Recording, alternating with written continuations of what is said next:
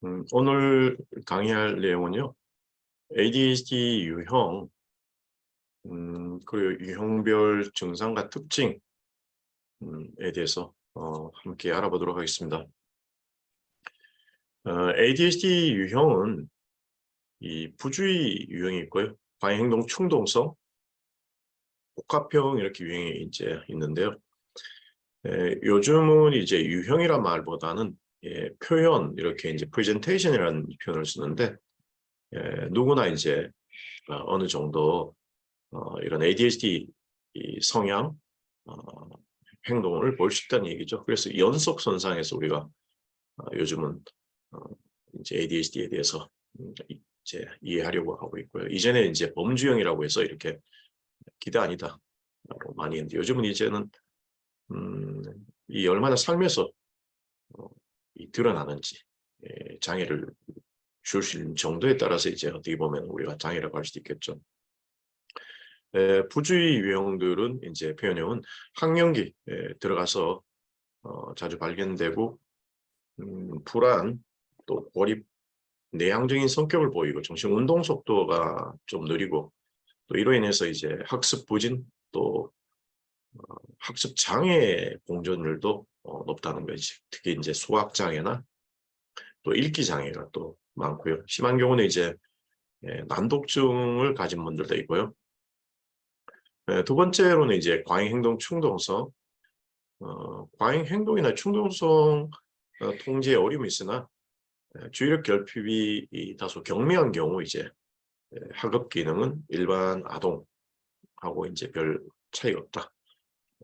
할 수도 있고 이제 아동, 청소년, 성인, 대학생 연구도 보면요, 이 과잉행동 충동성만 있는 경우는 그렇게 어려움이 없어요, 삶에서. 이제 초등학교 때는 이제 왕따나 집단 따돌림 같은 게 이제 왕따가 당하는 경우는 있지만은 우리가 이제 ADHD 성향이 있는 분들이 주의해야 될 게 부주의가 어떻게 보면은 많은 부분 자존감 손상에 많은 아주 전형적인 어떤 핵심 주된 어떤 이유가 되는 것 같아요.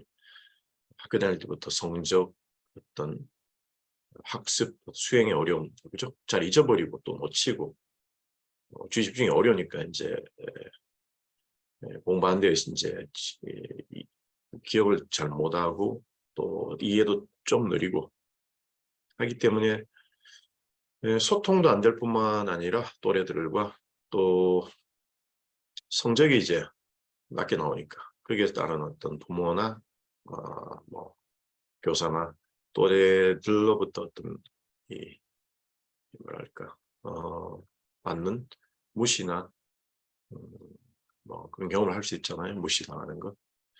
그다음 복합형은 이제 부주의와 과잉행동 두 가지가 같이 두 가지 다 있다는 얘기죠. 이런 경우는 이제 외현화 장애, 겉으로 드러나는 어떤 반항성 적대적 장애, 그죠? 적대적 반항성 장애, ODD라고 그러죠. 그다음에 포맹 장애라고 컨덕 디소더.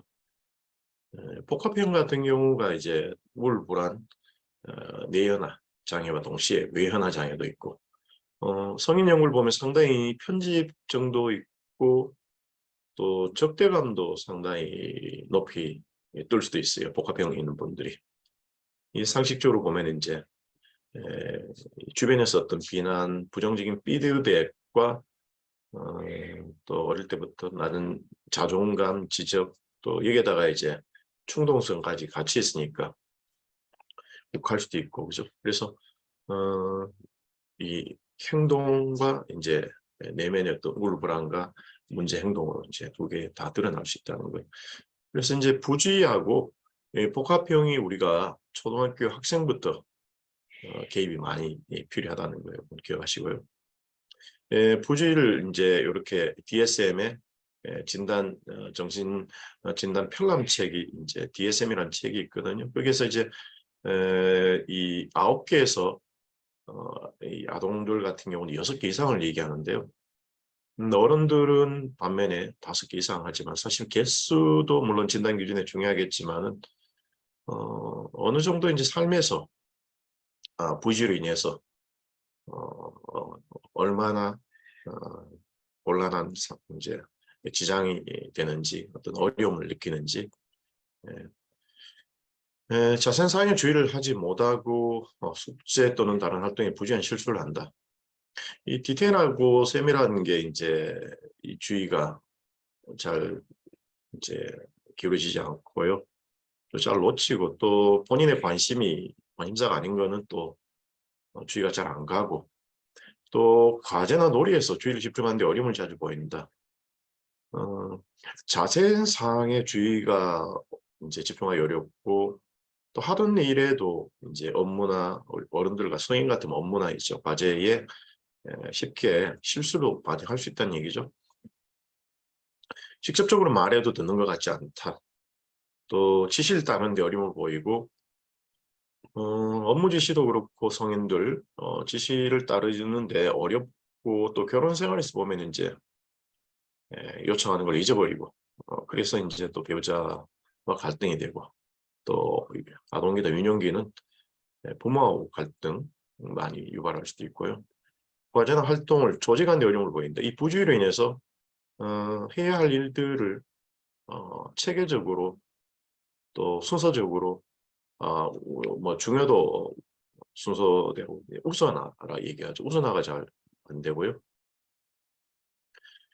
그다음에 지속적으로 집중을 요하는 이제 일들, 뭐 이런 거 절차별로 지속적으로 뭔가 머리를 이제 주의를 붙들고 이제 해야 되는 글읽기, 뭐 독서, 또 이제 뭐 조금 재미없고 골치 아픈 일들은 그냥 자주 회피하고 싫어하고 꺼려한답니다.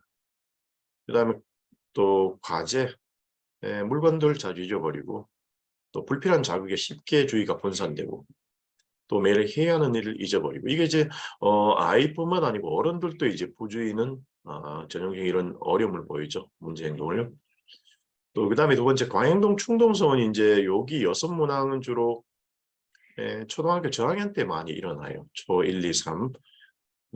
이제 나이가 이제 고학년으로 올라가거나 청소년기로 가면은 이런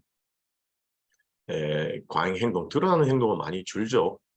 요게는 이제 전형적으로 초등학교 학생들이 보이는 행동, 뭐 가만히 못 있고 책상 밑으로 들어간다든가, 아니면 일어나서 교실을 돌아다닌다든가, 항상 이제 바쁘게 돌아다니고, 자주 말을 너무 많이 하는데, 이건 사실 어른들도 많이 있을 수도 있고요. 요 다섯 가지가 전형적으로 이제 어떻게 보면은 과잉 행동이지만은, 요거는 이제 뭐 다섯 가지는 고학년 올라가면서 줄어들고, 하지만 여섯 번째, 또 일곱 번째, 여덟 번째, 아홉 번째는 이제 이 충동성인데요. 뭐 일곱, 여덟 번째, 아홉 번째가 충동성이라고 얘기하고, 요거는 이제 과잉 행동으로 해야 하는데, 자주 말을 많이 하는 것도 과잉 행동도 있지만은 또 충동적인 부분에서 이렇게 할 수도 있거든요.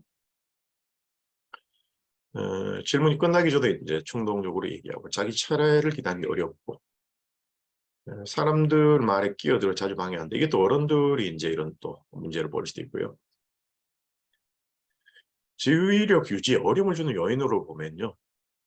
지속적으로 쉬지 않고 과제를 마쳐야 할 경우, 또 이런 경우가 되게 어렵다는 얘기예요. 그 다음에 과제가 복잡하고 할 때 이제 주의 집중이 어렵고, 또 이 행동이 억제받거나 후속된다는 느낌이 있을 때 주의 집중이 어렵고, 누구로부터 통제 또 압박감 받으면은 이 주의력이 집중이 어렵고, 또 이제 뭐 쫓기는 상황에도 또 이제 불안이 올라와서 또 어려울 수도 있고요. 자극이 적은 수업이나 회의, 업무 과제. 자극이 적단 말은 뭔가 밋밋하다는 얘기겠죠. 재미없거나 이제 따분하거나, 그죠?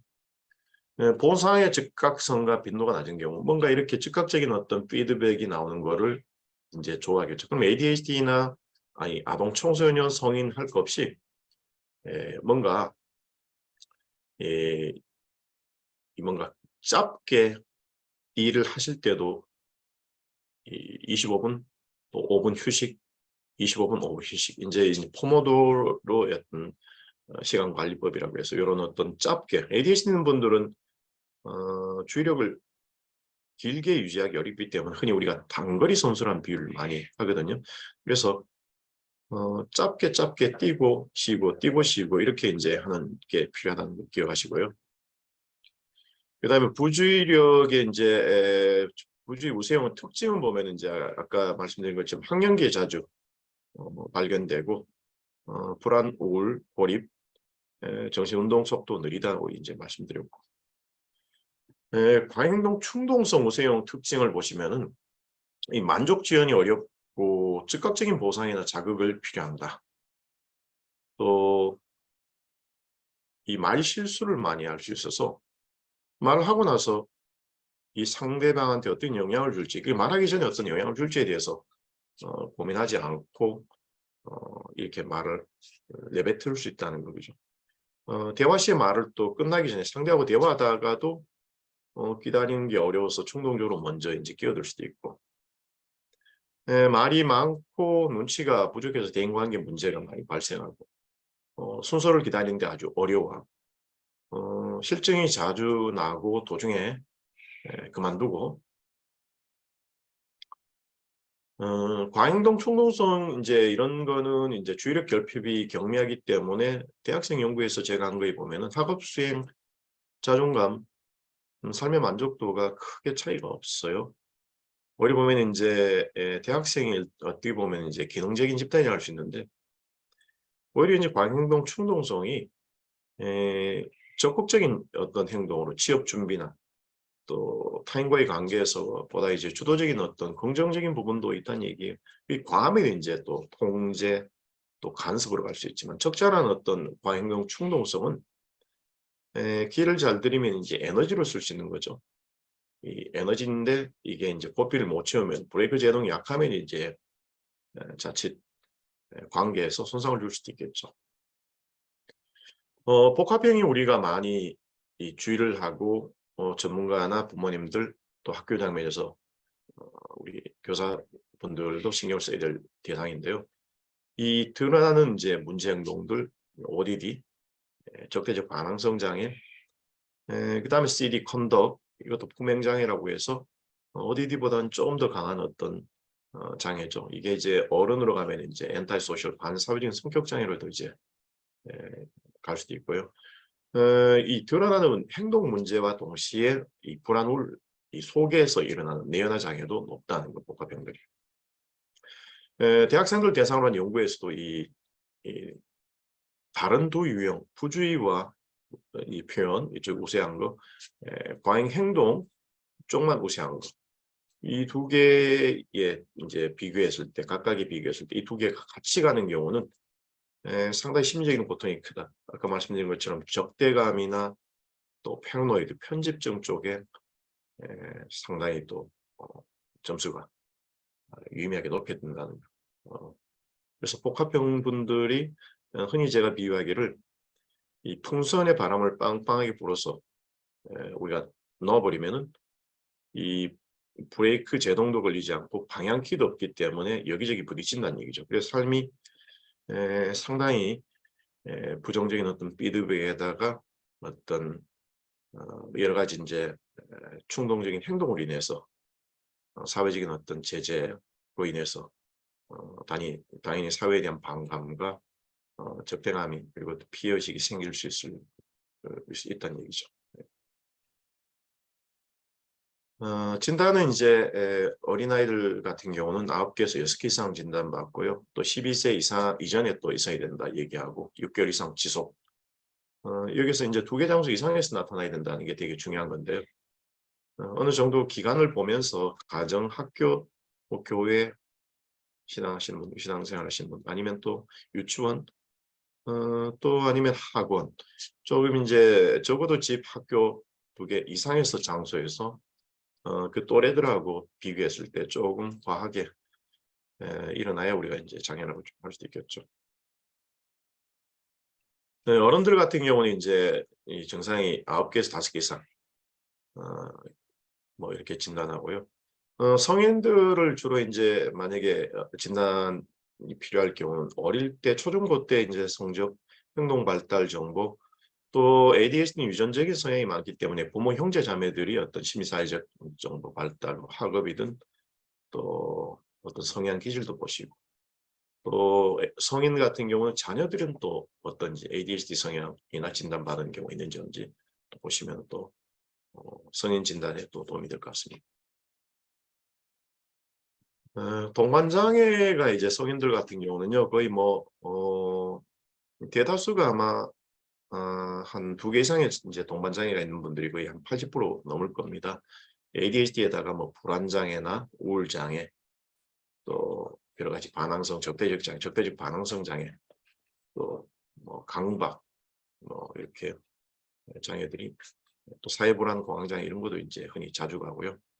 또 만성화된 분들 사이에서는 이제 아주 낮지만 1% 미만의 정도 있을 수 있지만 반사회적인 성격장애, 경계선 성격장애, 자기애적 성격장애도 이제 보고되고 있고요. 바클리 이제 좀 종단 연구 같은 데서는요.